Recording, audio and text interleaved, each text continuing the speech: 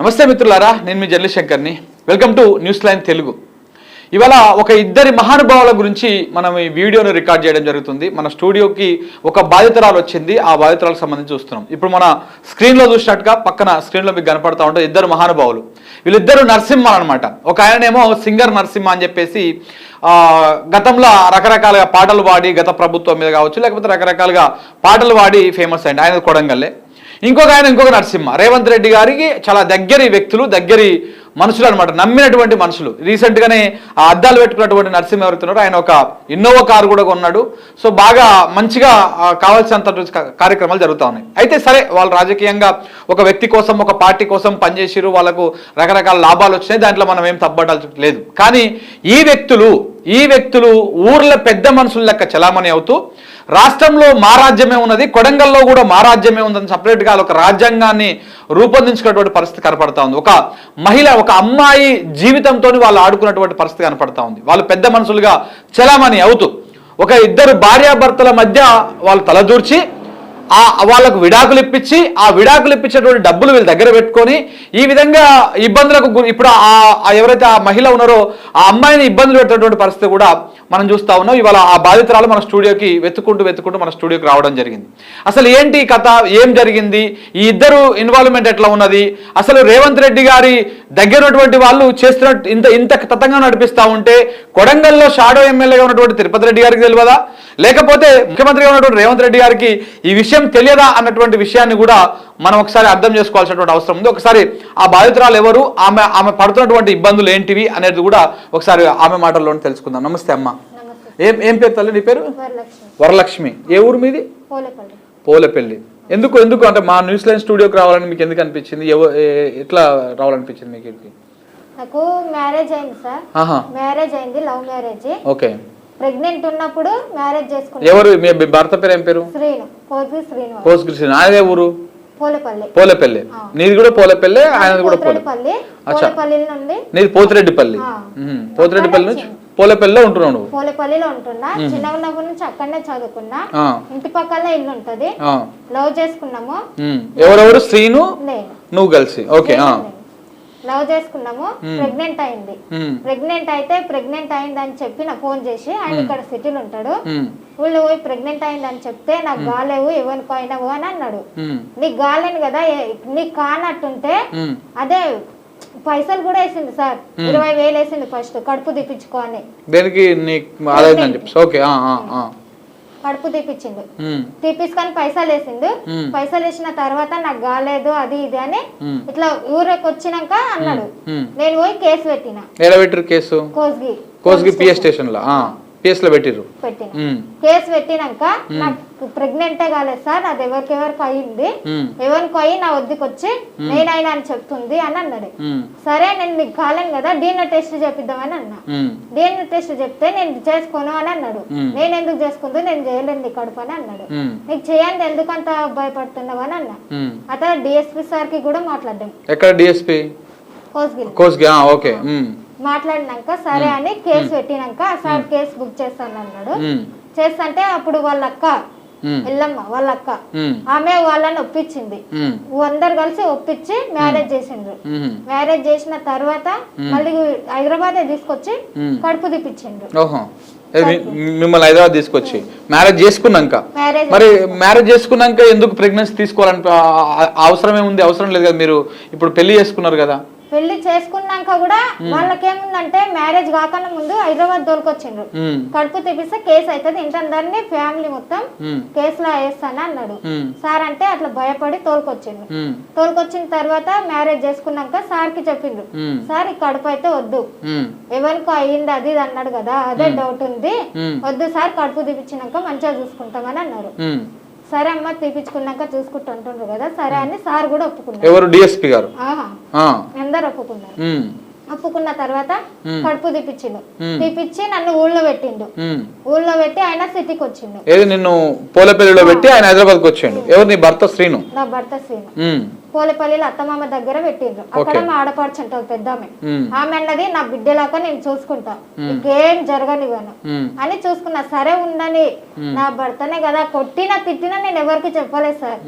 Delivery అయిన 15 రోజులకు వచ్చి రూమ్ లో ఇష్టం వచ్చినట్టు కొట్టిండు. చీపురు కట్ట తీసుకొని కడుపులో వేసేసి తన్నుకం, నెత్తి మీద కొట్టుకోం, చెంపల మీద కొట్టుకోం. కొడితే కోపం ఉందేమో కొన్ని రోజులకైనా నా దగ్గరికి రాడని నేను మోసపోయినా సార్. అట్లా కడుపు తీపిచ్చిండు. కనీసం పిల్లవన్నా చూసుకొని ఉంటా అని చెప్పిన సార్. అట్లా ఒప్పుకోలేదు. సరే ఒప్పుకోకుంటే అని ఉందని ఇప్పుడు సస్తే మళ్ళా ఉట్టడా అని నేను అట్లే భరించుకొని ఉన్నా సార్. కడుపు తిప్పించినాక వచ్చి కొట్టిండు. కొడితే వాడిని నేనేం అనలేదు సార్. మళ్ళా ఊళ్ళో పెట్టి 3 నెలలు అయినాక వచ్చి దొరకపోతాను అన్నాడు. 3 నెలలకు రాలే, 4 నెలలకు రాలేదు సార్. వచ్చిండు. బాండ్ పేపర్ మీద ఊరందరూ ఒప్పుకున్నారు. ఎందుకు కొడుతున్నావురా, మాకు ఎవరు లేరు సార్ మొగోళ్ళు అడిగేటోళ్ళు. అందుకని వాడు ఇవన్నీ వేసేస్తున్నాడు. అంటే ఇప్పుడు నిన్ను ఇక ఇంటికాడ పెట్టిండు, నీ ప్రెగ్నెన్సీని పోగొట్టిండు, ఇటు నీ ఇంటి దగ్గర పెట్టిండు, మళ్ళీ నేను తీసుకపోలేదు. ఇక ఆ తర్వాత ఏమైంది? తీసుకోవాలి. పుస్తమెట్టలు కూడా పెట్టలేదు సార్. పెళ్ళైనా ఏ ఆడదానికైనా పుస్తమెట్టలు ఉంటాయి కదా. అవును. పెళ్ళైన నెక్స్ట్ డేనే పుస్తమెట్టలు తీసేసింది మా పెద్ద బామె వాడపడుచు. ఓహో, కడుపు తీయర్రా ఇట్లుంటే తీసేయని అన్నది. సరే తీయనికనే కదా అడుగుతుండ్రు. ఇక్కడ హైదరాబాద్ లో కూడా హాస్పిటల్ ఏడ తీయమమ్మా కేసు అవుతుందని అన్నారు.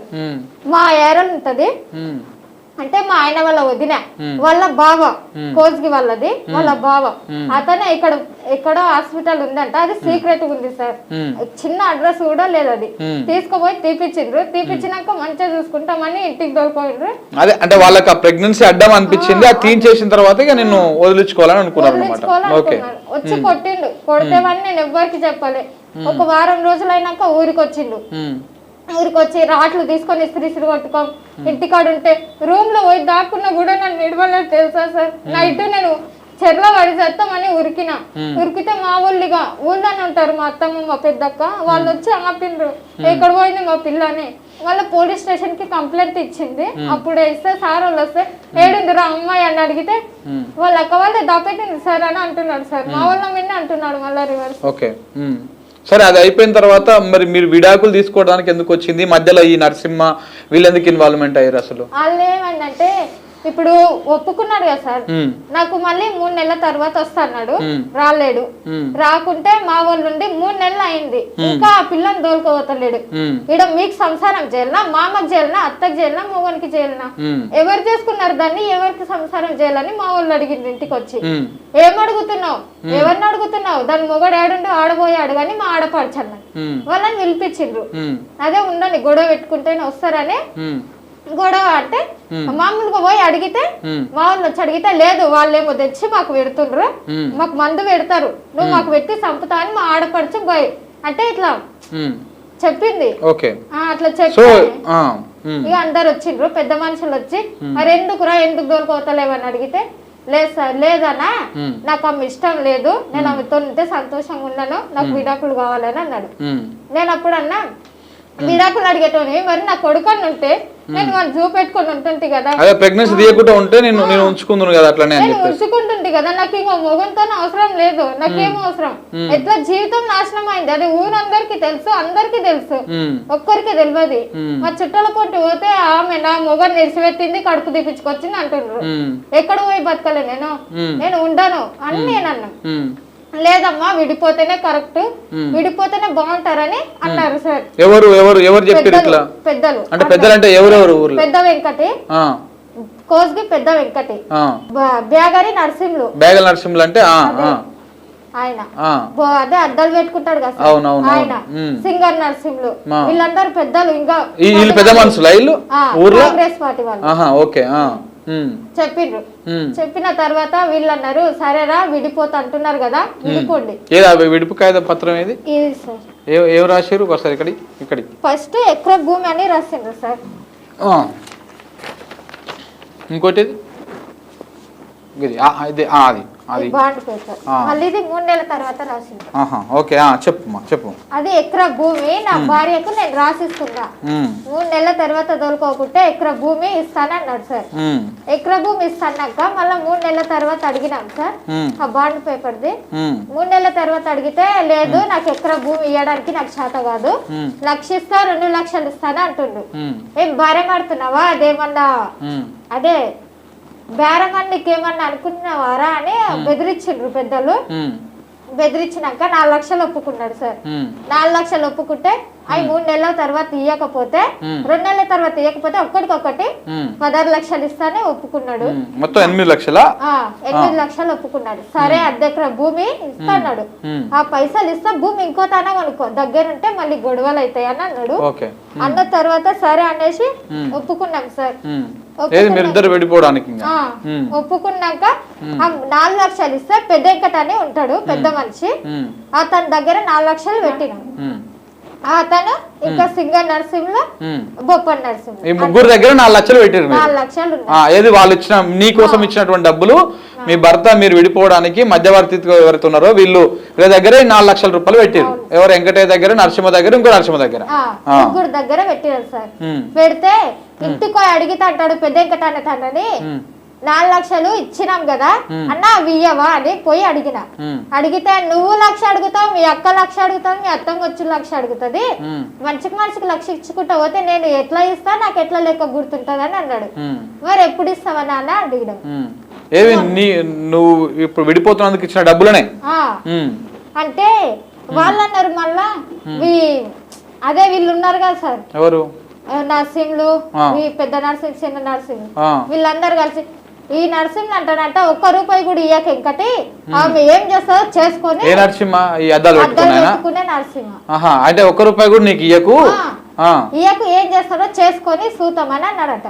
ఫస్ట్ పోయి అడిగితే రోడ్డుకి ఇచ్చినారా, రోడ్డుకి ఇచ్చిన తర్వాత నీకు ఇస్తారంట, అవి అమౌంట్ ఇంకా రెడీ కాలేవు అయినాక ఇస్తా అని అన్నాడు. రోడ్డుకు లేదు ఏం చేస్తారు, ఇంటికి పోయి అడిగితే ఇయ్యను, ఏం చేస్తావు చేసుకో, ఎవరికి చెప్తావు చెప్పు. మొన్న స్టేషన్లు ఇస్తా కూడా పోలీసు వాళ్ళు కూడా పట్టించుకోవట్లేదు సార్. ఏ స్టేషన్ లో? ఇక్కడ కోస్గి స్టేషన్ లో పోతే కూడా పోలీసులు పట్టించుకోవట్లేరు, ఎందుకంటే ఇప్పుడు రేవంత్ రెడ్డి గారి దగ్గరనే ఉంటారు వీళ్ళందరూ కాబట్టి ఎవ్వరు పట్టించుకుంటలేదు సార్. ప్లీజ్ నాకు ఎక్కడ చిక్కి నాలాగా జరిగిన ఏ అమ్మాయికి జరగకూడదు, వీళ్ళని వాళ్ళని మొత్తానికి వీళ్ళకి అసలు తలెత్తుకొని తిరిగే ఛాయిస్ వద్దు సార్. రైట్ అర్థమైంది నాకు. మీ స్టోరీ ఏందో క్లియర్ గా అర్థమైపోయింది, వాళ్ళు చేసేది ఏందో. ఒకసారి ఇక్కడ చూడండి మిత్రులారా, ఇగో ఇక్కడ విడాకుల పత్రం అని చెప్పేసి ఈ నరసింహ ఆ నరసింహ ఇంకొక ఆయన వెంకటయ్య అంటే ఆయన వీళ్ళు కలిసి ఒక 2 జంటకు వాళ్ళే విడాకులు ఇచ్చేస్తారు, వాళ్ళే తీర్పులు ఇచ్చేస్తారు. దానికి సంబంధించి 8 లక్షల రూపాయలకు బేరగాడతారు. ఇందులో ఏముందో మీకు చదివి ఒకసారి వినిపిస్తా. ఈ రోజు అనగా అంటే 9వ తారీఖు 1వ నెల 2024 గవర్నమెంట్ వచ్చిన కొత్తలో ఓ నెల రోజుల్లో మంగళవారం నాడు పోలేపల్లి గ్రామం దుద్యాల మండలం వికారాబాద్ జిల్లా తెలంగాణ గ్రామ పెద్దల సమక్షంలో ఒప్పంద పత్రం ఏమనగా పోలేపల్లి గ్రామానికి చెందిన కోస్గి శ్రీనివాసు సన్ ఆఫ్ కోస్గి రాములయ్య మరియు పోతిరెడ్డిపల్లి గ్రామము కోస్గి మండలము నారాయణపేట జిల్లాకు చెందినటువంటి తోళ్ళొల్ల వరలక్ష్మి వైఫ్ ఆఫ్ శ్రీనివాస్ అని మేము 4వ తారీఖు 9వ నెల 2023 నాడు హకీంపేట వెంకటేశ్వర స్వామి గుడిలో పెద్దల సమక్షంలో వివాహం చేసుకోవడం జరిగింది. మా భార్యాభర్తలు ఇద్దరి దాంపత్య జీవితంలో మనస్పర్ధలు వచ్చి కలిసి ఉండడానికి కుదరకపోవడం వల్ల కుల పెద్దల సమక్షంలో విడిపోవడానికి మేమిద్దరం నిర్ణయించుకున్నాం. ఈ కుల పెద్దలు ఎవరు? సింగర్ నరసింహ, ఇంకొక ఆయన రేవంత్ రెడ్డి సైన్యం నరసింహ, ఇంకా కొంతమంది వెంకటయ్య అంటోళ్ళు అనమాట. వీళ్ళే కుల పెద్దలాడ నిర్ణయించుకుందాము. దానికి అందరి సమక్షంలో అన్ని రకాలుగా ఆలోచించి ఎవరి బలవంతం లేకుండా మా స్వయాన ఈ నిర్ణయం తీసుకోవడం జరిగింది అని చెప్పేసి వీళ్ళు రాసిరు. సో కోస్గి శ్రీనివాసను నేను నా భార్య అగు వరలక్ష్మికి జీవన భృతి అంటే భరణం కింద 8 లక్షల రూపాయలు అక్షరాల 8 లక్షల రూపాయలు ఇవ్వడానికి పెద్దలందరి సమక్షంలో నిర్ణయించడం జరిగింది. ఈ అమౌంట్ 2 నెలల లోపల అనగా మార్చి 11వ తారీఖు 2024 లోపల ఇవ్వాలని నిర్ణయించడం జరిగింది. ఒకవేళ దానికి కోస్గి శ్రీనివాస్ మరియు వాళ్ళ కుటుంబ సభ్యులందరూ ఒప్పుకోవడం జరిగింది. మాట తప్పిన చోట 1:1 అనగా 8 లక్షలకు 16 లక్షల రూపాయలు, అక్షరాల 16 లక్షల రూపాయలు ఇవ్వాలని పెద్దలందరూ నిర్ణయించడం జరిగింది.